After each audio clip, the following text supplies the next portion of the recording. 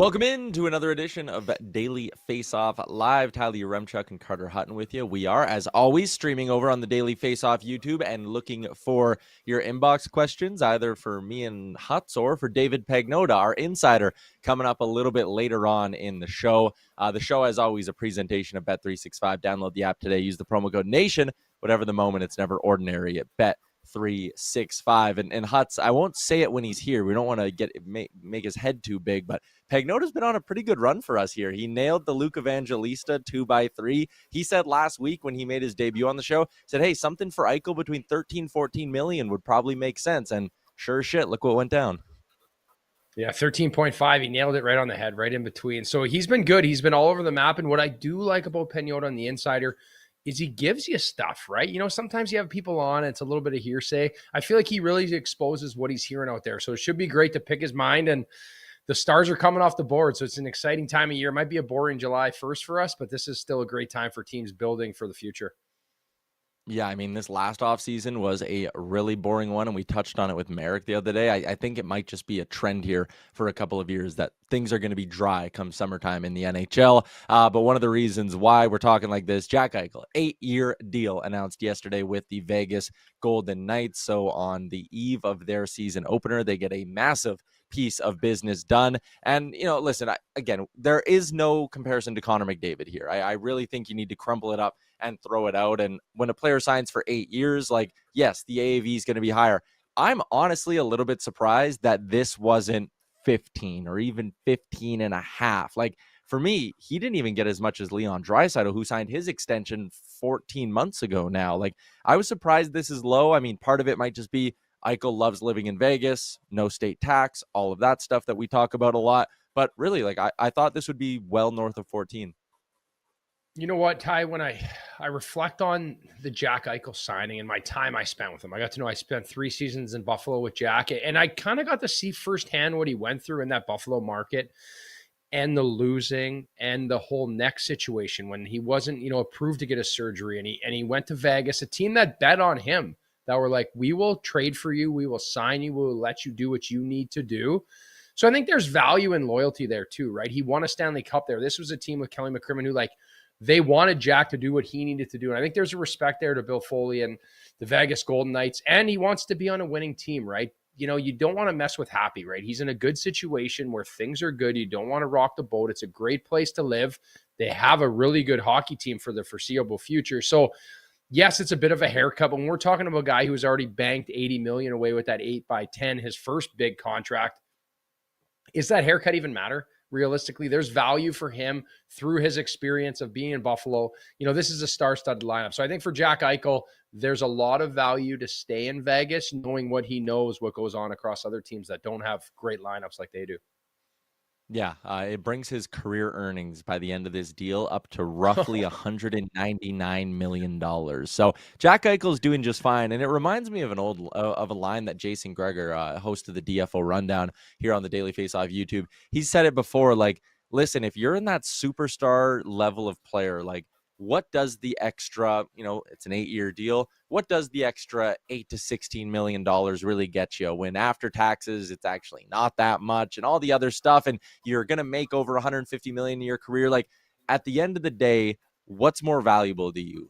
Being a guy who goes, hey, I'm a 3-time Stanley Cup winner, however many Eichel can win in his career, or having the extra $16 million. And I think it's a good point. Like, for these superstars, as much as the cap's going to keep shooting up, I think we'll see guys who like their situation just not try to gouge the team, because at the end of the day, you make $160, $180 million in your career.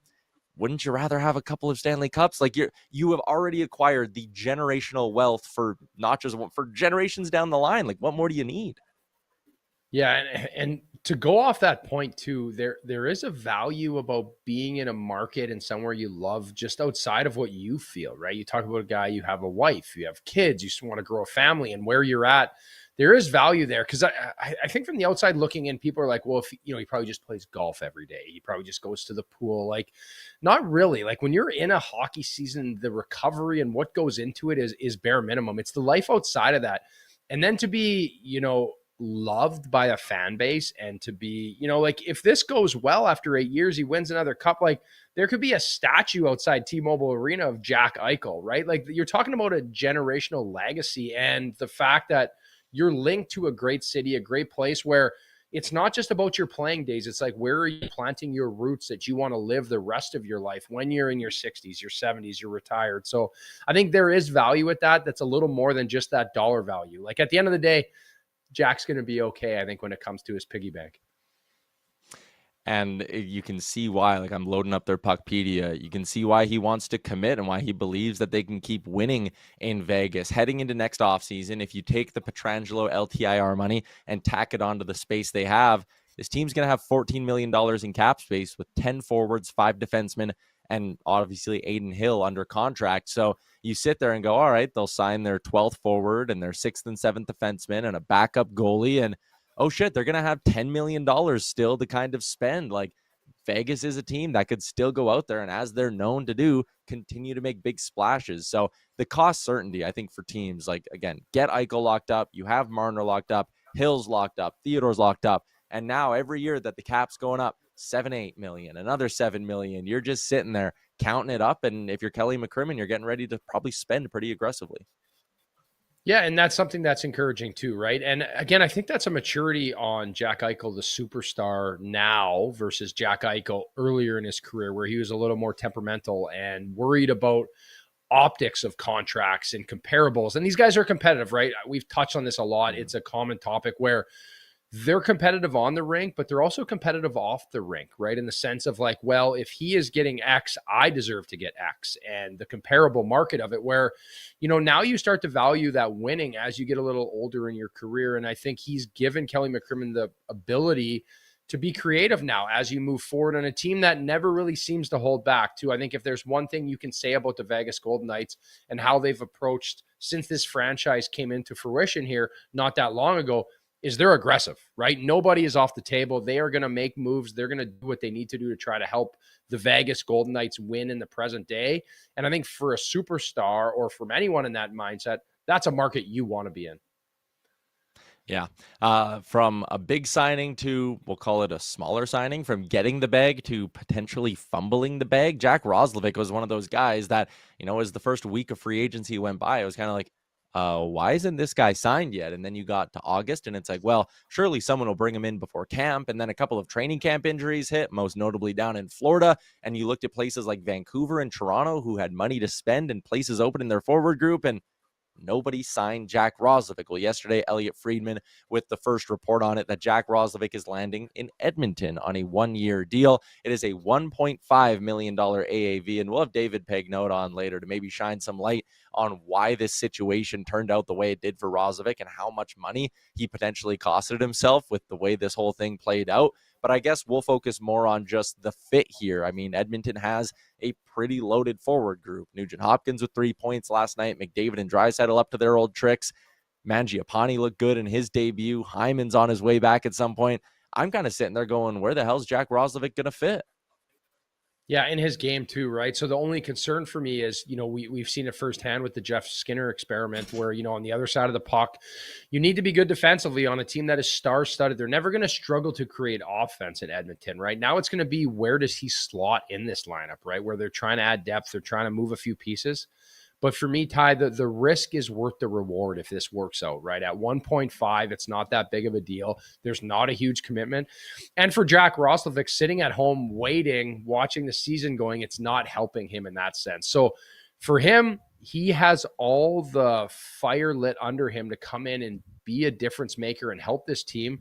Because look at the deals guys are getting. This might be a winner for him, right? If he can come out and perform and he's on a good team that is going to be competitive, going to be in a lot of games and produce a lot of points, he might be a guy come July 1 who's laughing, because all these guys that have signed, teams have cap space. They have to spend that money somewhere. So players like this could reap the benefits if it is a productive year in Edmonton. You look at this forward group here. So with Roslovic coming in, one guy's got to slide out. I mean, maybe it's Kasperi Kapanen, but then when Zach Hyman comes back, another guy's got to slide out. And Matthias Janmark's on IR right now. They like him on their penalty kill. I think it might be the end of his time in Edmonton, but like then he's got to slide out. And you even just start to look at, guys like a guy like Roslovic, he's got to play with skill. So if you put him in the top six, are you moving a good prospect like Savoy lower down your lineup? Like all of a sudden, there's a lot of mouths to feed for Chris Knobloch in that Edmonton locker room, and I'm curious about how it's going to work out. And you brought up a good point with Jeff Skinner, like even Victor Arvidsson. These are guys who have scored north of 25, got north of 30 goals in their careers, and they were sitting up in the press box in Stanley Cup final games for the Edmonton Oilers because they didn't really bring anything when they were playing lower in the lineup. And honestly, I question if Jack Roslovic can be a guy who brings something when he's lower down in the lineup. But anyways, we'll see how it goes. I believe he's expected to be in the lineup on Saturday night when the Oilers play their second game of the season against the Vancouver Canucks. But just wrapping things up on that hockey game last night, pitchforks were out in Edmonton for Stuart Skinner. Carter Hutton, what would you say to a fan base that is once again frustrated with their goaltending? I think I have to stand with them. It's just disappointing when you look at the way that game is going, right? They have full control, and I'm not going to knock them on a couple of them, but the third period goal to start for Blake Coleman, it's a simple play. Puck gets dumped on net. He has no idea where the puck is. He's lost. He gets it back through his leg. That just sets the tone. And for me, I just wonder how long the leash is going to be with him, with this new deal, with everything that's going on. Just the mindset. You think about how you feel walking in that room after, if you're an Edmonton Oiler. And again, a game that they could have easily won, they end up losing in a shootout. But now it's like, again, like another brutal goal that's a backbreaker that just can't happen. I know it's just one game, and I don't want to be the cheerleader of the overreactions, but he hasn't earned the right to not overreact, right? He hasn't shown us any different with his Jekyll and Hyde performances. So that's a tough one to swallow, especially at the start of the third period. Yeah, and I mean, he made a couple of great saves in overtime, and then he goes, I think, 7 for 8 or 6 for 8 in the shootout as well. Like, he had some really good moments. They had to kill a penalty in the final minute of regulation. But you're right, when you're coming off the season that Stuart Skinner is, and then you post an .864 save percentage in your first game back, and you have that highlight blooper goal on your resume as well, fan base is going to be frustrated with you, and I don't think you can blame them. Like, it. Again, this isn't like he's going on waivers tomorrow, bring up Connor Ingram now kind of thing, but every single one is another straw on the camel's back. And until he starts stringing together some really good performances, the narrative's not going to end, I guess, is kind of my point. But speaking of overreactions, underreactions, we had some fun yesterday with some opening night overreactions. So let's run it back and do it again. Some overreactions part 2. I'm going to give them to you in a little bit of a different way, though, Huts. You're going to rate them on a scale of 1 to 10, 1 being that is absolutely the truth. Like, yes, that's not an overreaction. 10 being like, Tyler, you're insane. Stop saying shit like that. First one I'll give you. Toronto Maple Leafs look good and score 4 goals in their first game without Mitch Marner. I'm going to say the Leafs don't miss Mitch Marner at all this season, and they find a way to match their point total from last year. I'm going to say 4 because I'm with you. I'm kind of on board, but I'm still a little tentative where they're going to make up that 100-point plus season in his production. I did see a stat from Stephen Valiquette about the percentages of chances Austin Matthews had was down being fed by Mitch Marner in high danger situations. So I don't know if that's more of a knock against Matthews' season last year, how of a drop, or how much him and Marner's, he wasn't that big of a set in his side. My concern with this team, I think, is going to be their depth when it comes down. But I think, again, this is going to be a team we judge on playoff success. But I like the way they looked last night. I think this is a Craig Berube coach team, a team that now there's non-negotiables in the way they defend. And last night, one thing I really liked in the Toronto defensive zone was I watched Lane Hudson and Noah Dobson constantly try to draw guys out of position to open up the middle of the ice. And it just felt like they were structured and layered and predictable. And that suits well for when they have 2 great goalies. And with this compressed schedule, I think it favors well for the Leafs. Yeah, I'm just looking at some of the numbers from last night, and you talked about Matthews at 5-on-5. He played 16 minutes, 28 seconds, did not get a single shot attempt from a high danger area on the ice, was not credited with individual scoring chance either. Only had 2 shot attempts, and neither one of them hit the net. So maybe a little bit disappointing on the Matthews front yesterday. I was kind of excited, and hey, I'm someone who will say that I put money on Austin Matthews to win the Hart Trophy this year because I felt like fully healthy. The narrative of, oh, look, he's succeeding without Mitch Marner and all of that, I thought there was a path to it. So night 1, maybe not the best start on that front, but as a whole, I think they're going to be fine. They might not score 6 goals in a game as often as they maybe would have over the last 3 seasons or whatever. But I think as a whole, they're going to find ways to maybe just play defense a little bit better. Morgan Riley having the game he had, very, very encouraging when it comes to keeping pucks out of your net, or I should say, getting pucks out of your zone. I liked what Morgan Riley did. So, yeah, I think as a whole, the Leafs are probably going to be fine. Next one I got for you here, Huts, is about the Boston Bruins, who opened up their season with a victory last night. Listen, last year was the season from hell for the Boston Bruins. Kind of everything went wrong, from Swayman holding out to Swayman not playing well to injuries to guys like Hampus Lindholm and Charlie McAvoy having down years. It resulted in them being right near the bottom of the NHL at just 76 points. Give me on a scale of 1 to 10, Boston Bruins, coming off an opening night win, actually find a way to improve their point total from last year. 9. I just don't think that there's a point. I hope I'm getting the scale right. You kind of threw this on me quick here, trying to adjust to it. I just don't see the sustainability in this lineup. Yes, I like Pasternak. Yes, I like McAvoy. They have some good pieces, but I just think depth-wise, unless Jeremy Swayman can perform like that on a consistent basis, I do like their goaltending. I think Swayman coming into camp now, putting everything behind him with the holdout from last year in the past and having a better start to push for that Olympic team and be a difference maker, and Korpisalo there, maybe they're in.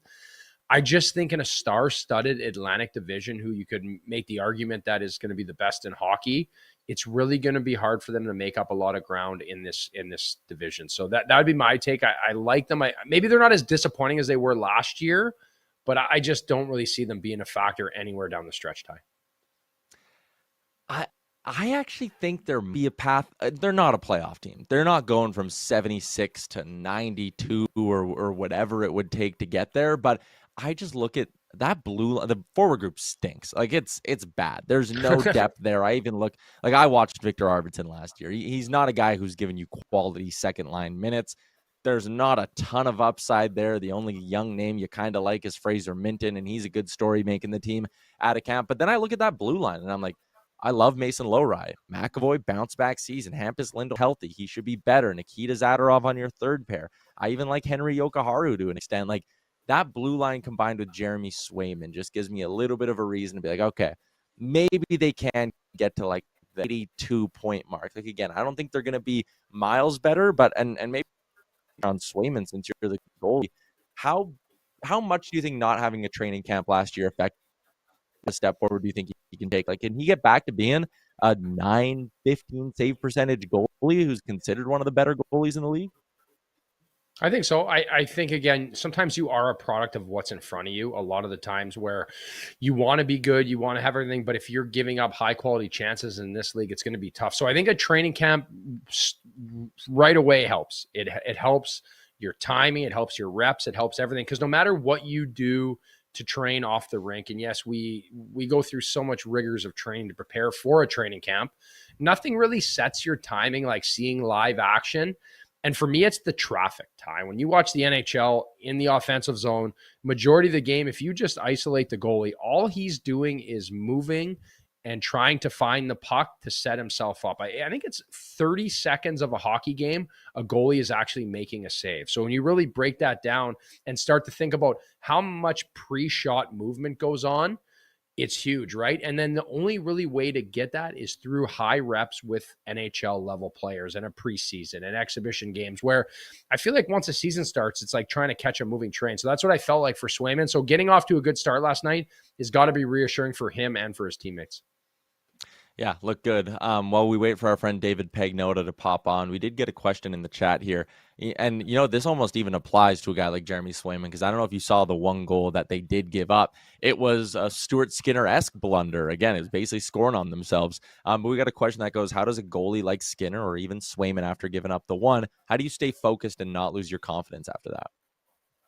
You know what? It's something that doesn't happen in that moment. It's something you've been building towards since you were probably 15 years old, right? Like, it's not like they just fell off the apple truck and became NHL goalies, right? There's a slow growth to this process. American League, blunders, and tough different things that don't happen in front of 20,000 fans. So for me, it's like that process has already been like implemented earlier in your career. So what really helped me along the way was when I was in college and I reflect on this as like the sports psych of the game, right? Where I'm a blue collar, small town Thunder Bay Canadian boy. Like, I don't need a sports psychologist. I'm mentally tough. That's for those weak guys who don't need that. But then as you mature, you start to realize like it's just like going to the gym, and then you get some parameters in place for when things do go south. You have a little bit to fall back on, whether it's breathing, whether it's self-talk to kind of get you through that moment. So that's where I would start. And I think a lot of these guys use these things, these reset buttons, when it's an offensive goal, a goal for, or a goal against, just to kind of calm you down and get back to level. Because one thing you do learn as a goalie is to be focused for 3 hours, 2.5 hours is impossible. So you have to be able to go in and out of focus. I think that's how goalies manage the good and the bad of what comes with being a goalie.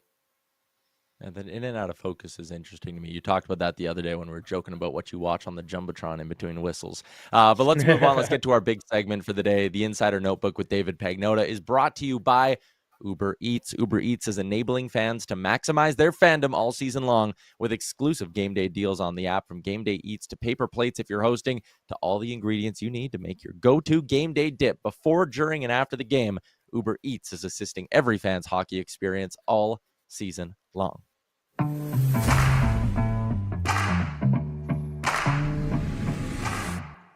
David Pagnotta from the Fourth Period joins us, as he does every week. And I think I know the answer to this one because we had you on last week and you gave us a pretty good hint. But did anything surprise you with the big Jack Eichel deal from yesterday?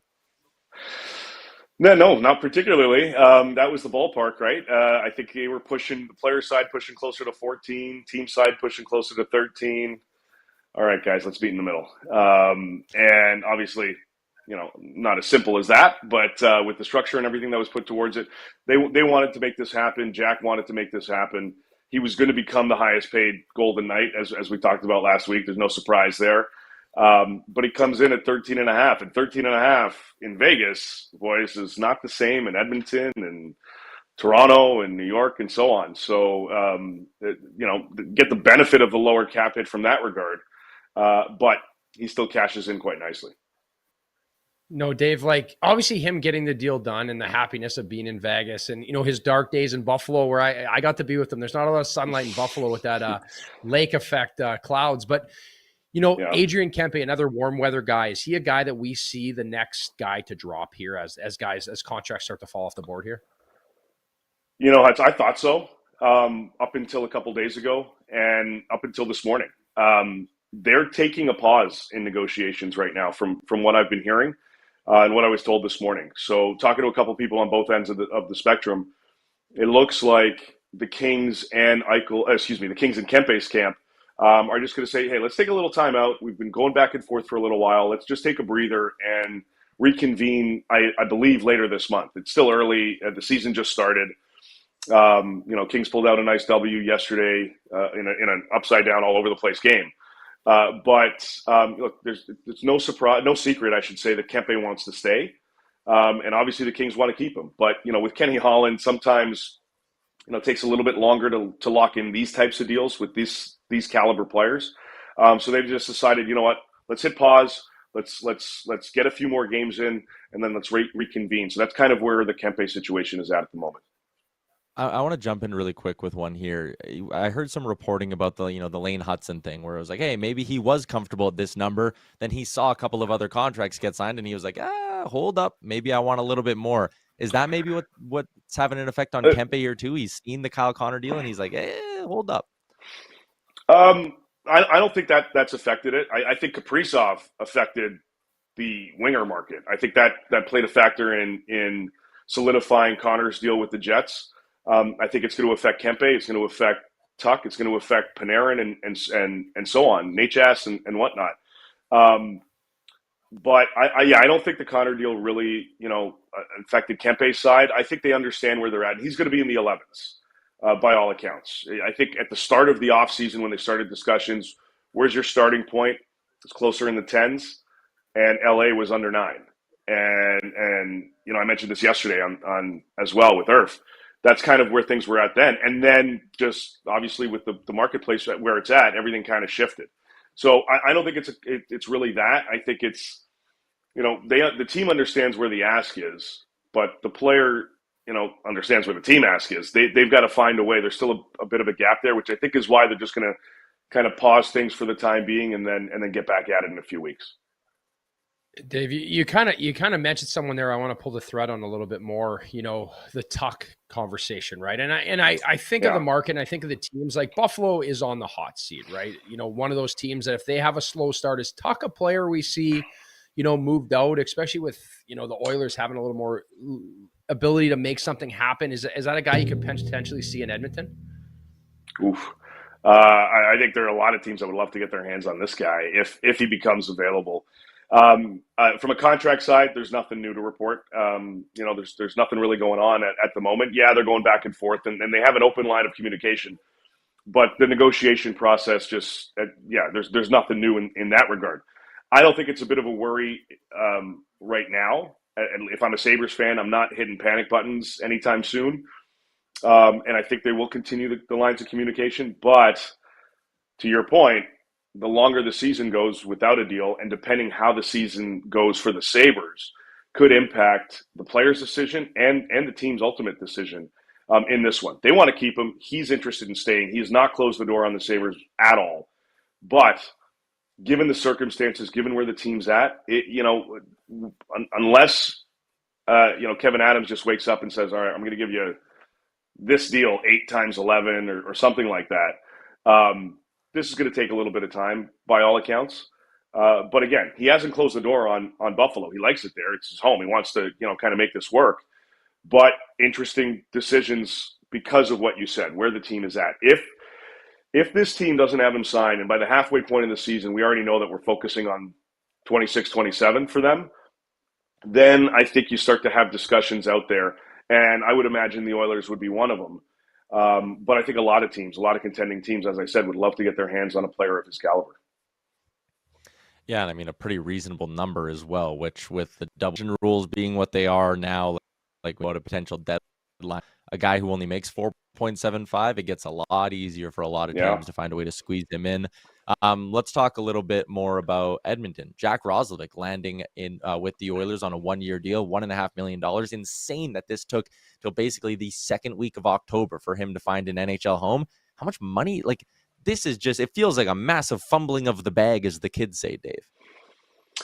Yes. Yeah. They look, I mean, it was looking at $3-4 million a season for him on a multi-year deal. And for whatever reason, I guess, at the time they thought that there was a couple other options available on the table. Obviously not the case. It didn't happen.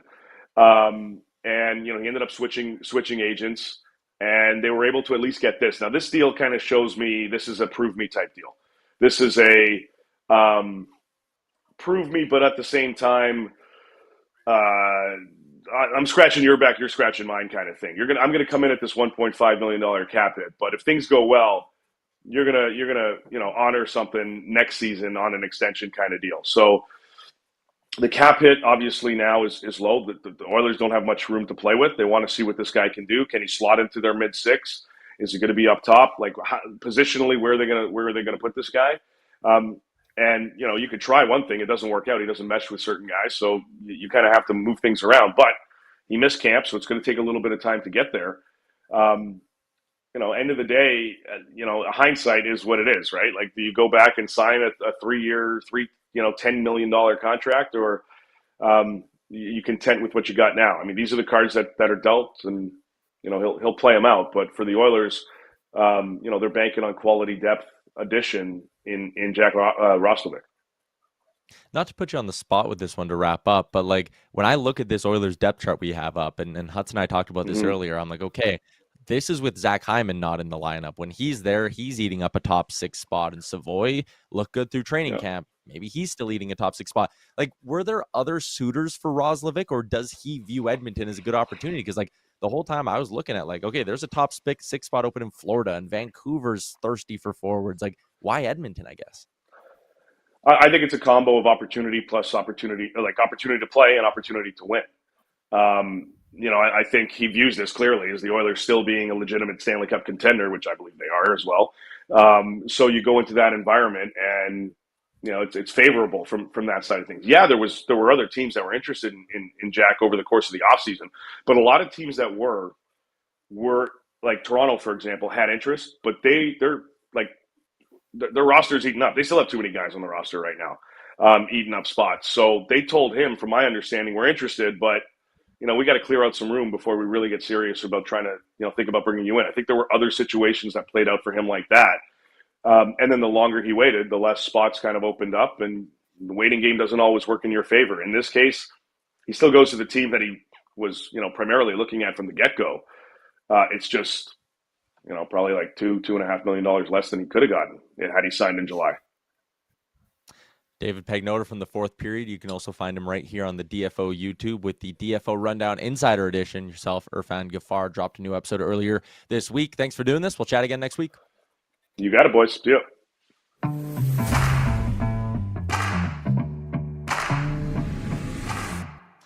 All right, moving along to our daily face-off inbox question, #AskDFO. Let me throw you this one, Huts. We're looking at the remaining free agents, and like you said it, next July 1 could be very boring. If you had to bet one of Kempe or Panarin making it to unrestricted free agency, which one would you bet on? I think Panarin. I think he, you know what I mean? If the Rangers have another tough season and they don't make the playoffs, Panarin could be that guy walking himself to free agency.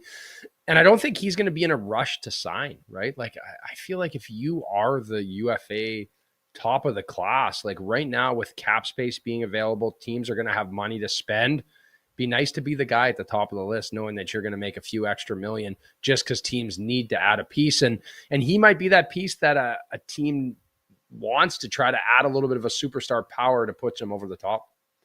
Yeah, we talked about the cap going up. Like, he's 33 years old. I don't think anyone's given him like the 6-year, 7-year deal. It might be like a 4-year deal for Panarin. But if you get to July 1, cap going up, teams have space. I wouldn't be surprised if someone throws like a crazy number on a 4-year deal at Artemi Panarin. And then the teams I think about are the team that are going to be bubble teams, right? You think about Detroit. You think about if Utah's right there. Maybe they're like, hey, let's just overpay this guy. Maybe he's the guy that pushes us to get over the top when we have cap space to make the playoffs and be in that situation. And worst case, if we overpay him for a few years, big deal. Because the fact is they're just trying to get themselves into the playoffs. Let's get to our daily bets, brought to you by Bet365. Download the app today. Use the promo code NATION. Whatever the moment, it's never ordinary at Bet365. Huts, we flipped the script on old Patty Puff. Puff won day 1. Me and Huts both registered wins on day 2. So Pat's now down in the negatives. It's early, though. It's early. You had Oilers on the puck line. That didn't hit. Stolar's got you his 25-plus saves. And I had Connor McDavid, Leon Draisaitl, 2+ points. I think they hit this by the end of the first period in that game against the Flames. So it was a sweat-free night for me. But Pat, you were the loser last night. We'll let you go first tonight. What do you like? All right. Well, I'm kind of with you. I typically like a good shot prop. So I got Martin Necas at 3+ shots tonight. He's got 2 goals in the first game, playing with Nathan McKinnon, and he had 3 shots in the first game. So this is mine. And I need a little bit of juice to get back on you guys, too. There we go. I like that. He averaged He almost averaged 3 a game. He hit this in his first game, so I don't mind it. Huts, what do you got? For me, I'm going back to those Buffalo Sabres, those pesky Sabres looking for a good start. I'm going with the Tage Thompson anytime goal. I think this guy is I'm just betting on him to have a season. Just with the World Championships, what he did, the push to make the Olympic team, and Buffalo just needing a good start. I'm looking at him to find the back of the net tonight against the Rangers.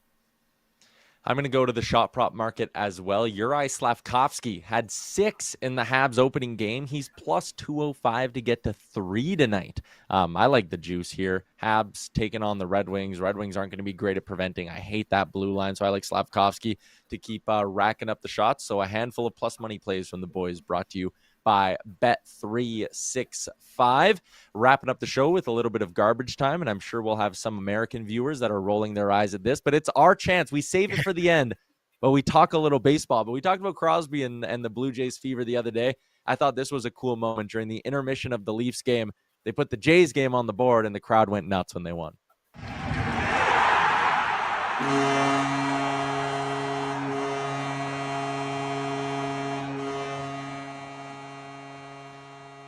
I think this was just after the game, actually. So, again, the crowd that stayed in a good mood because the Leafs won and they got to watch the Blue Jays move on to the ALCS for the first time in 9 seasons. I loved it. I loved it. And you know what I did? Like, I saw a few clips of the American feed with A-Rod, Jeter, and then they had Ortiz and Pedro Martinez on there. So when they had Vladdy on after the game, did I love it? Like, da-da-da-da, Yankees lost. And then Pedro telling a story about who's their daddy. And then he said, Vladdy is the Yankees' daddy. And so I loved it. It's a great time to be a Canadian baseball fan, Ty. Yeah, and the John Schneider thing after too, him in the clubhouse with the bottle of champagne, being like, yeah, it was great. I mean, you get a manager like that, especially in baseball these days where everything's analytical and it feels like it's done off a spreadsheet. To have a manager like that can still fire up his boys, I like that. Yeah, start spreading the news. I can't really say everything that he said in that speech, but that's a guy that wants to go to war for you. It was a lot of fun to watch, and looking forward to the ALCS here.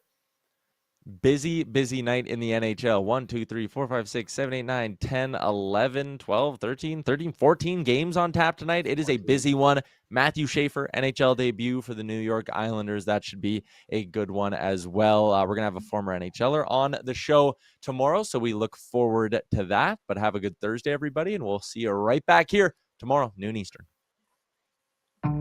Hey, hockey fans, if you enjoyed that video, then make sure you hit the subscribe button right here on the Daily Faceoff YouTube. We have you covered for everything you need. Exclusive interviews on The Sheet with Jeff Merrick, all the latest hockey news on Daily Faceoff Live, and you can always get your morning started with Johnny Lazarus and Colby Cohn on Morning Cup of Hockey. Don't miss a minute. Hit that subscribe button.